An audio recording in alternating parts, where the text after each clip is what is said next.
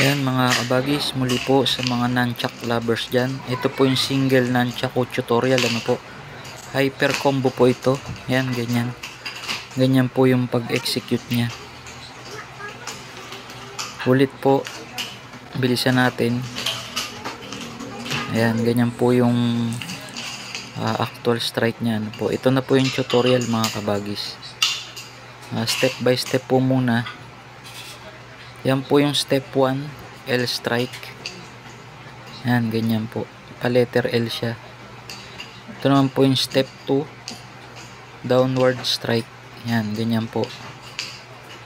Ingatan nyo lang po tumama sa nyo, pagitan ng hita at medyo po yan, masakit.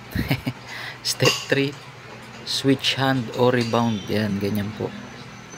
Lilipat po sa kabilang kamay. At ito po yung step 4, diagonal strike. Yan, lalakasan nyo po pag diagonal strike na. Yan, ganyan po ulit. Step 1, L strike. Step 2, downward strike. Step 3, switch hand o yung rebound. Ano po? Step 4, ayan, diagonal strike.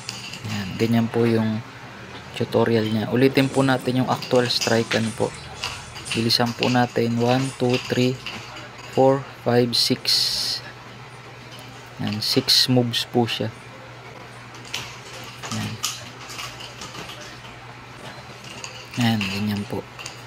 Maganda po yan mga kabagi sa mga nunchuck lovers. Salamat po.